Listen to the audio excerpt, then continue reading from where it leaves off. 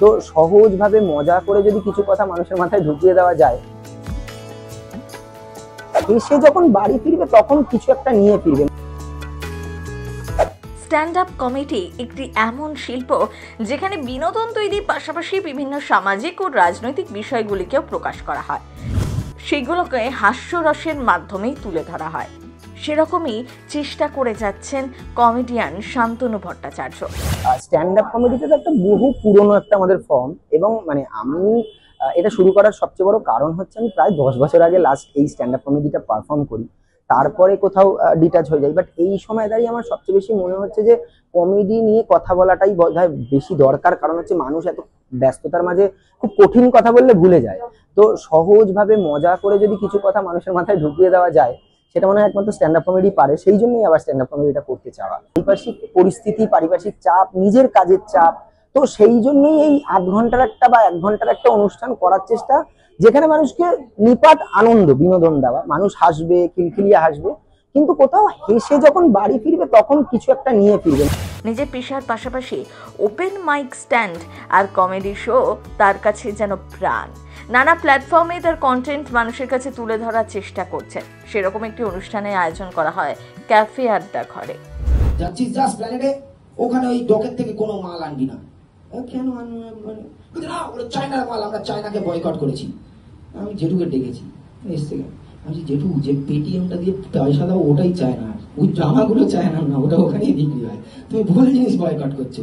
এবং বয়কটের বিষয়টা এমন জায়গায় চলে গেছে, লোক হঠাৎ করে সেদিন খবরে বলছে যদি আপনি সত্যিকারের সনাতন হন বিরিয়ানি বয়কট করুন। এইটা বলে তো দিয়েছে খবরের চ্যানেলের অফিসের নিচে ব্লগারদের ভিড়।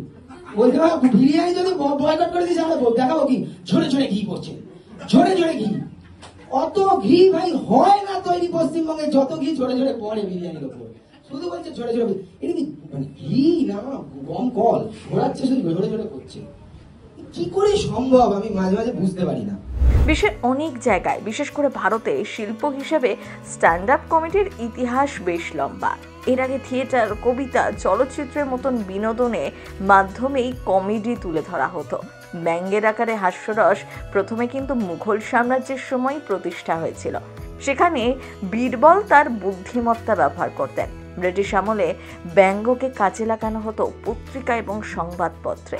ধীরে ধীরে এই মাধ্যমকেই সামাজিক স্তরে গুরুত্বপূর্ণ মাধ্যম হিসেবে তুলে ধরা হয়।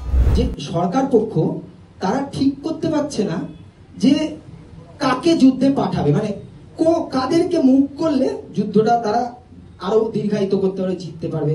তা আমি বললাম যদি ধর প্রথমে তো একটা দলকে তো বাদই দিয়ে দিয়েছে, ওরা বলছে যাকেই পাঠাও বাংলার সরকারকে পাঠানো যাবে না, কামান দাগা ফাগা সব ঝেড়ে দিয়ে চলে আসবে। বলে কিচ্ছু নেই, বলছে 500 কোটি টাকার বিমান পাঠিয়েছিলাম, বলছে নেই, ইডি ডাকছে এখন 500 কোটি টাকার হিসেব মেলানোর জন্য। বলছে ওটা ডাকাই যাবে না। আচ্ছা হলো, ওটা ডাকা গেল না, তাহলে কাকে ডাকা যাবে? বলছে দেখ শিক্ষিত, যুদ্ধ চায় না কিন্তু দেশের হয়ে লড়বে, এরকম কারা হতে পারে? আমি বললাম দেখ তুই কি তাদের কথা বলছিস যারা বলছিল আমরা যুদ্ধের পক্ষে মিছিল বের করেছিল? বলছে না ওটা তো অন্য। আমি বলছি ধর সিপিএম গেল, তো সিপিএম যুদ্ধে যাবে, ঠিক আছে, কি করে যাবে, কাকে মুখ করবে? শান্তনুর কাছে স্ট্যান্ড আপ কমেডি অনেক চর্চা, স্ক্রিপ্ট বা সেট তৈরির বিষয় নয়। তিনি শুধু মঞ্চে ওঠেন, নিজের মতন নিজের প্রতিদিনের গল্পগুলো বলে থাকেন। দর্শক তাতেই হেসে লুটোপুটি। আসলে দর্শকদের ওপর ভালোবাসাটাই আসল। প্রথম বাংলা ব্যুরো।